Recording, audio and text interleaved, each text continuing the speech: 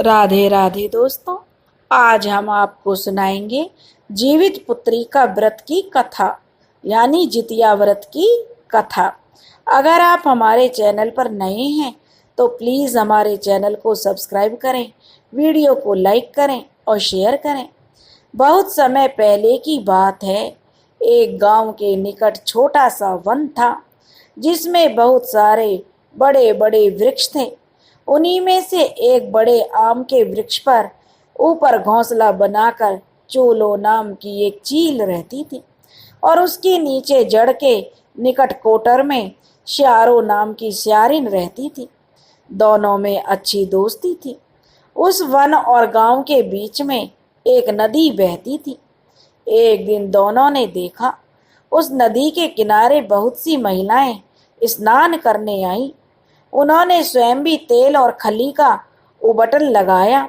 उसके बाद देवता को भी तेल और खली का उत्सर्ग कर रही थी। यह दोनों आश्चर्य से उन्हें देख रही थी।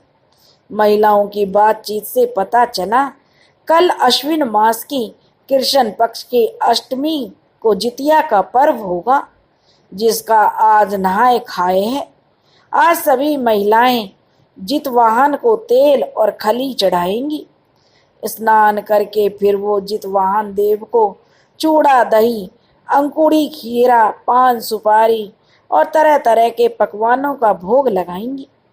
रात्रि के चौथे प्रहर में पुनः चूड़ा, दही, अंकुड़ी, खीरा, पान, सुपारी और तरह तरह के पकवानों का भोग लगाकर स्वयं होटगन करेंगी, जिसमें चूड़ा, दही और तरह तरह के पकवान खाएंगी।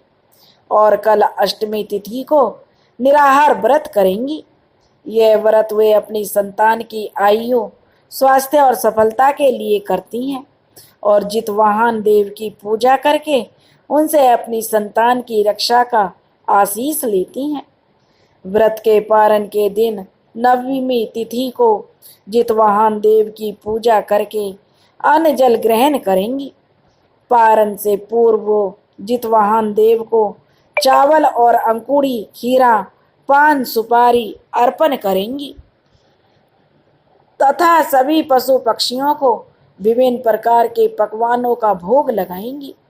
यह सब जानकर उन दोनों को बड़ा अच्छा लगा। चील ने कहा, अच्छा है, 2 दिन तो जमकर भोजन मिलेगा। उसकी बात पूरी होने से पहले श्यारिन कहने लगी, देखो चीलो बहन, हम हैं, बहुत काम में जो हम सक्षम नहीं हैं। निम्न योनि में होने के कारण मानव योनि कितना अच्छा है, कितना अच्छा लगता है इस व्रत की विशेषता सुनकर। चलो यह व्रत करें और ईश्वर से इस योनि से मुक्ति की प्रार्थना करें। चीलों ने कहा, सही कह रही हो बहन, तुमने हम पशु पक्षी जो निम्न योनि के ही हैं, फिर हमारे लिए इस व्रत का क्या महत्व है? हम भला क्यों करें व्रत? हम कितना भी व्रत करें हमारी योनि तो यही रहेगी ना। इस प्रकार से चीलों ने उसे कई बार समझाया कि व्रत नहीं करने के लिए, परंतु श्यारिन नहीं मानी। उसने कहा कि नहीं चीलो, मैं तो व्रत करूंगी और तुम भी करो। हम दोनों सखियां व्रत करके जितवाहन देव से अपनी इस पशु पक्षी योनियों से मुक्ति की प्रार्थना करेंगे और इन मानवियों के समान ही पारिवारिक जीवन की कामना करते हुए उनका व्रत करेंगे, तो वह हमें फल अवश्य देंगे। श्यारिन के इस तरह समझाने पर चील भी व्रत करने के लिए तैयार हो गई। उन दोनों ने मानव महिलाओं के द्वारा दिए गए तेल और खली के उबटन को लगाकर स्नान किया और उन्हीं के द्वारा दिया गया भोजन जो पशु पक्षियों के लिए उन महिलाओं ने निकाला था, उसे लेकर अपनी भूख शांत की। फिर अगले दिन व्रत करने के लिए वो तैयार हो गई। प्रातःकाल से दोनों का व्रत प्रारंभ हो गया था। संयोगवश उस गांव में जितिया के दिन ही एक व्यक्ति की मृत्यु हो गई, जिसे गांव वालों ने आकर नदी के तट पर जलाया था। बारिश आ जाने के कारण पूरा जलने से पहले ही वो लोग चले गए थे। इसका फायदा उठाकर चील ने जाकर लाश के टुकड़े अपनी चोंच में लेने चाहे, परंतु आग की गर्मी के कारण सफल नहीं हो पाई। तो उसने बगल की नदी से थोड़ा थोड़ा पानी अपनी चोंच में लाकर आग बुझाने लगी। आवश्यकता के अनुसार आग बुझ जाने पर लाश का मांस आग बुझे स्थान पर काटकर जो उसे अपनी चोंच में रख लेती और उड़ती हुई आकर अपने घोंसले में डाल लेती। इस तरह उसने काफी मांस इकट्ठा कर लिया। व्रत का दिन होने के कारण यह काम उसने बहुत सावधानी से किया, जिससे सियारिन को पता नहीं चल पाया। व्रत के दिन दोपहर होते होते चीलों और सियारिन दोनों को भूख लगने लगी। व्रत का महत्व याद करके अपनी भूख को नियंत्रण में रखने का प्रयास और ईश्वर का नाम लेकर वे कह रही थी, परंतु चील भूख सहन नहीं होने पर अपने घोंसले में जमा किए हुए मांस को खाना शुरू कर दी। उसके खाने से कुछ घोंसले में कटर पटर की आवाज हो रही थी, जिसे सुनकर सियारिन ने पूछ लिया, बहन चूलो, यह तुम्हारे घोंसले से कटर पटर की आवाज क्यों आ रही है? क्या तुम कुछ खा रही हो? इस पर चील कहने लगी, ना बहन श्यारो, खाऊंगी कैसे? आज तो व्रत है ना, बस भूखी होने के कारण इधर उधर करवट बदलने पर मेरी हड्डी कटर पटर कर रही है, उसकी आवाज आ रही होगी तुम्हें। इस तरह चूलो व्रत के दिन मांस का भक्षण करती रही और श्यारों ने पूरी श्रद्धा और निष्ठा से व्रत पूरा किया। अगले दिन सभी महिलाओं ने स्नान दान ध्यान करके जो जितवाहन देव की पूजा करके चावल अंकुड़ी खीरा पान सुपारी आदि चीजों का भोग अर्पण करके अपना व्रत पूर्ण किया और विभिन्न पकवानों का जीव जंतुओं को भोग देकर स्वयं भी पारण किया। चूलों और सियारों ने नदी में स्नान कर बिना पारण किए ही जितवाहन देव से प्रार्थना की, हे परमेश्वर, हमने यदि सच्चे मन से यह व्रत किया है तो आप हमें इस पशु पक्षी की योनि से मुक्ति प्रदान करें, हमें मानव योनि में जन्म दें। हमारा जन्म एक ही घर में एक ही माता पिता की संतान के रूप में दें और विवाह भी एक ही राज्य में पास पास हो, जिससे कि हम सदा एक साथ रह सकें। इस जन्म की बात हमें अगले जन्म में भी याद रहे। यह वरदान मांगकर ईश्वर से प्रार्थना करती हुई उन दोनों ने उसी नदी में डूबकर अपने प्राण त्याग दिए। अगले जन्म में मांगे हुए वर के अनुसार दोनों ने एक ही घर में एक ही माता पिता की संतान के रूप में जन्म लिया। चील बड़ी बहन हुई और सियारो छोटी बहन के रूप में जन्म ली। दोनों को एक दिन राज्य के राजा और मंत्री ने जो देखा, चील को राजा ने पसंद कर लिया और विवाह के लिए उसके साथ जो चील के साथ विवाह कर लिया। सियारों की शादी राजा के प्रिय मित्र राज्य के मंत्री के साथ हो गई। इस तरह दोनों बहन बहुत पास पास रहने लगी। हमेशा दोनों की भेंट होती और दोनों प्रेम से रहती। धीरे धीरे समय बीत रहा था। सियारों के 7 पुत्र हुए और सातों माता पिता का प्रेम पाते हुए माता पिता के संरक्षण में बढ़ते रहे, परंतु चूलों की संतान जीवित नहीं रहती। वह व्रत पूरा नहीं करने के कारण पिछले जन्म की सारी बातें भूल चुकी थी, उसे कुछ भी याद नहीं था। सियारों को पिछले जन्म की प्रत्येक बात याद थी उसके पुण्य प्रताप के कारण, परंतु वह कभी किसी को अपने पिछले जन्म की बातें नहीं बताती थी। अपनी बहन तक को उसने नहीं बताया। इस जन्म में भी सियारो जितिया पर्व बहुत लगन और पूरी श्रद्धा और नियम निष्ठा के साथ करती रही। चूलो अपनी एक भी संतान के जीवित नहीं रहने के कारण बड़ी दुखी रहती थी। उसके मन में भ्रम होने लगा, कहीं ऐसा तो नहीं छोटी बहन डायन हो और कुछ जादू टोना करके मेरे बच्चों को मार डालती हो और अपने बच्चों को जीवित रख रही हो। यह सोचकर चूलो, जो उसके मन में अपनी बहन सियारो के प्रति और उसके बच्चों के प्रति ईर्ष्या की भावना घर करने लगी। और अब उसे अपनी बहन के बच्चों को मार डालने का जो निश्चय कर लिया। उसने राज्य के जल्लादों को बुलाकर मंत्री के बच्चों को मार देने का आदेश दिया और कहा, इसके बदले में तुम्हें डाला भर सोने के जो सिक्के दूंगी, परंतु किसी को इसकी जानकारी नहीं होनी चाहिए। सारा काम गुपचुप तरीके से करो। उन जल्लादों ने मंत्री के पुत्रों की वन में ले जाकर हत्या कर दी। आधी रात को उस वन से गुजरते हुए महादेव और पार्वती ने जब बच्चों को मृत देखा तो उन्होंने अपनी उंगली से अमृत छिड़ककर उन बच्चों को जीवित कर दिया। बच्चे जीवित होकर घर वापस आ गए।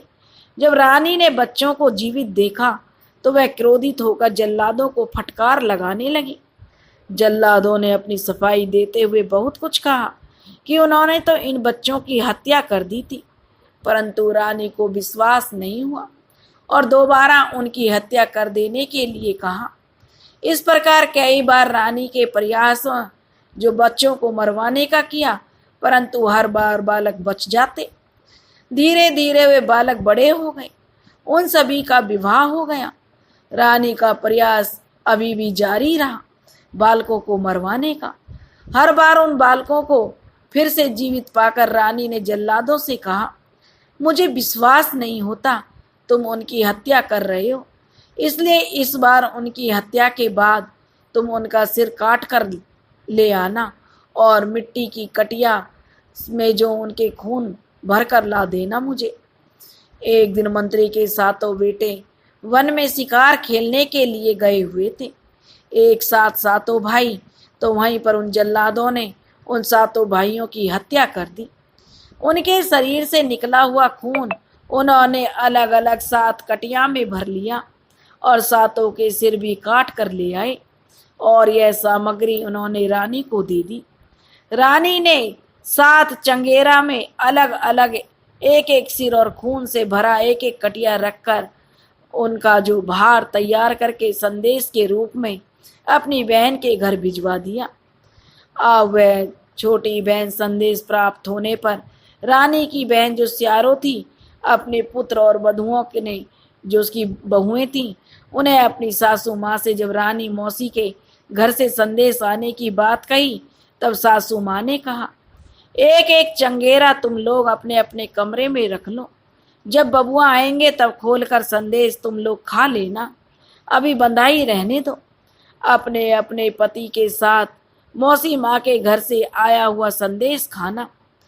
आज्ञाकारी पुत्र बहुओं ने एक एक चंगेरा उठाकर अपने कमरे में अपने पलंग के नीचे रख दिया। जंगल में उन लड़कों के सर्वविहीन सब पड़े हुए थे। अर्धरात्रि में शिव और पार्वती भ्रमण करते हुए उधर से आ निकले। उन लड़कों के शव देखकर पार्वती जी ने जो भगवान शिव से कहा, प्रभु, इनकी माँ जितिया व्रत पूरी निष्ठा से करके ईश्वर से अपनी संतान की आयु मांगती है और उसके पुत्र तो मरे हुए हैं, आप इन्हें जीवित कर दीजिए। भगवान शिव ने उनके सिर और रक्त अपने प्रभाव से उनके कमरे से लाकर उनके शरीर के साथ जोड़ दिया और रक्त शरीर में डाल दिया और अपनी उंगली से अमृत छिड़ककर सातों लड़कों को जीवित कर दिया। उनके कमरे में रखे हुए सिर को नारियल में बदल दिया और जो कटिया में रक्त के बदले नारियल पानी भर गया। मंत्री के सातों बेटे जीवित होने के बाद अपने अपने घोड़ों पर सवार होकर अपने घर वापस आ गए।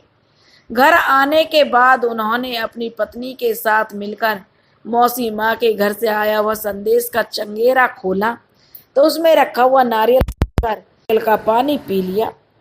इधर रानी प्रातः काल से ही बार बार अपनी सेविका को मंत्री के घर भेज रही थी, यह देखने के लिए शायद उसकी बहन की रोने की आवाज़ें कब आएंगी। लेकिन बहन के घर से रोने पीटने की आवाज़ आ रही है या नहीं, यह संदेश सेविका के मुख से सुनने के लिए जो रानी बड़ी जोतावली हो रही थी, वह बेचैनी से प्रतीक्षा कर रही थी सेविका से यह सुनने के लिए कि उसकी बहन के घर में उसके बच्चों की मृत्यु हो गई है और उसकी बहन रो रही है, उसका पूरा परिवार रो रहा है परंतु सेविका ने आकर ऐसा कोई संदेश नहीं दिया, बल्कि उसके घर की सामान्य स्थिति और कुशल मंगल होने की बात कही। इससे अब रानी को बड़ा आश्चर्य हुआ, क्योंकि उसने अपने हाथों से चंगेरा में सिर और कटिया में रक्त भरकर बहन के घर भेजा था। अब उसने पूरा विश्वास कर लिया कि उसकी बहन अवश्य ही काला जादू जानती है, जिसके प्रताप से उसके बच्चों को तो वह मार दे रही है, तो वह अपने बच्चों को जीवित कर रखी है। यह सोचकर उसने राज दरबार में जाकर विधिवत इस बात की शिकायत की और अपनी बहन मंत्री की पत्नी को सजा देने की मांग राजा से करने लगी। राजा के द्वारा न्याय करने के लिए मंत्री की पत्नी को भी बुलवाया गया और उससे इस बारे में पूछताछ की गई। राजा के द्वारा जवाब मांगने पर मंत्री की पत्नी, जो पिछले जन्म में स्यारो थी, उसने कहा, महाराज मैं जवाब दूंगी, लेकिन इसके लिए पहले गंगा नदी के शुद्ध जल और गाय के गोबर से आंगन को लिपवाओ। वहाँ गंगा किनारे की मिट्टी से ठाव करवा कर उस पर 2 कलश में गंगा जल और थोड़े कुश रखे जाएं। राजा ने वैसा ही किया। उसने गोबर और गंगा की मिट्टी और गंगा जल से आंगन को लिपवा लिया और वहाँ ठाव करवा कर 2 कलश में गंगा जल भरवा कर रखवा दिया। एक पत्तल में थोड़े कुश भी रखवा दिए। अब मंत्री की जो पत्नी को वहाँ बैठाया गया। मंत्री की पत्नी ने रानी को भी आमंत्रण दिया। उसने कहा, कुश लेकर हम दोनों अपने दांतों को खोदेंगी। अपने दांतों से निकली हुई सामग्री सामने रखे खाली पत्तल में रखेंगी। अपने पास रखे हुए गंगाजल के कलश में हाथ डालकर बाहर निकालेंगी।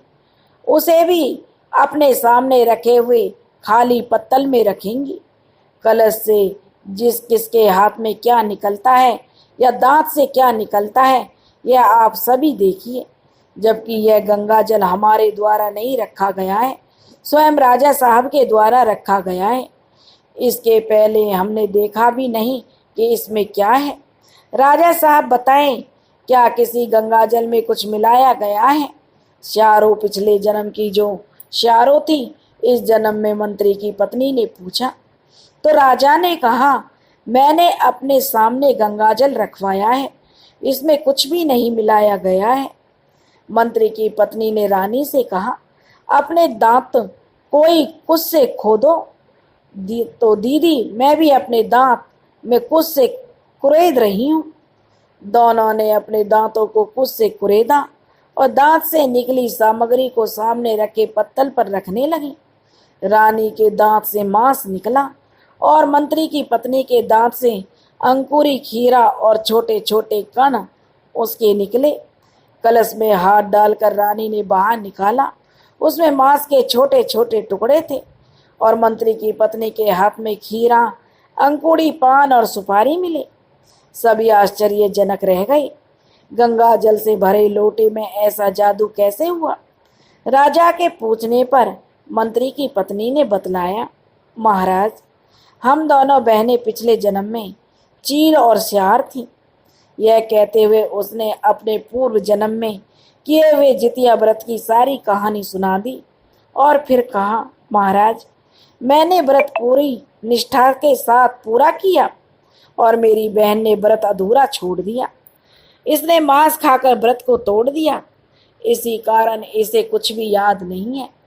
इसी व्रत के पुण्य प्रताप से मेरी संतान जीवित रही और मेरी बहन की संतान जीवित नहीं रह पा रही है, क्योंकि इसने व्रत भंग करके जो भगवान जीतवाहन देव को नाराज कर दिया था, इसलिए उसे जितिया का पुण्य फल नहीं मिल पाया। यदि आपको अब भी विश्वास नहीं है तो आप अपने दूत उस वन में भेजकर हमारे आवास से पता करवा लें। उस वन में एक बहुत बड़ा आम का वृक्ष है, उसमें जाकर देखें।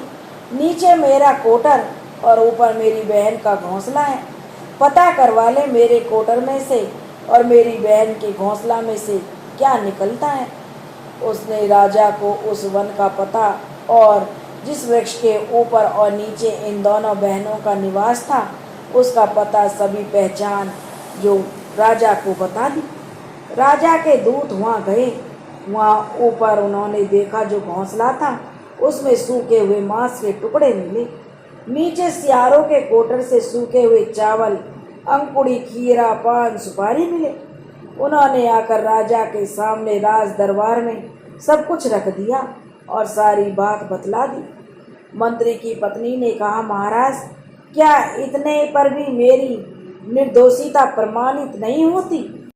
राजा ने मंत्री की पत्नी को निर्दोष प्रमाणित करते हुए उसके पक्ष में फैसला सुनाते हुए उसे सभी आरोपों से मुक्त कर दिया और रानी को निर्देशित किया कि वह अपनी बहन के प्रति किए गए अपराधों के लिए क्षमा मांगे। यदि मंत्री की पत्नी रानी को क्षमादान दे देती है तब तो ठीक है, नहीं तो रानी दंड की अधिकार होगी। रानी अपनी बहन के प्रति किए हुए अपने सभी अपराधों के लिए अत्यंत लज्जित थी। उसके किए कई अपराध तो किसी को मालूम भी नहीं थे। अब वो रानी आंसू बहाते हुए अपनी छोटी बहन को उसने गले लगा लिया और कहा, बहन, मैंने तुम पर जितने आरोप लगाए वह सब ईर्ष्यावश और अपने पुत्र दुख से दुखी होकर लगाया। इसके लिए मुझे क्षमा कर दो। तुम मेरे लिए भी प्रार्थना करो और मैं भी अब से जितवाहन देव की पूजा करूंगी। पूरी लगन और निष्ठा से जितिया का व्रत करूंगी। मेरी और अपनी संतान मेरी नहीं है तो क्या हुआ, राज्य की प्रजा भी तो मेरी संतान है और तुम्हारे बच्चे भी तो मेरी संतान है। अब मैं उन सभी के लिए प्रार्थना करते हुए नियम से जितिया का व्रत करूंगी। इस प्रकार चूलों और सियारों की कथा पूर्ण हुई। सियारों के साथ जैसा हुआ वैसा सबके साथ हो, जैसा चूलों के साथ हुआ वैसा भगवान किसी के साथ ना करें। दोस्तों, अगर आपको यह कहानी पसंद आई हो तो प्लीज़ हमारे चैनल को सब्सक्राइब करें, वीडियो को लाइक करें और शेयर करें। राधे राधे।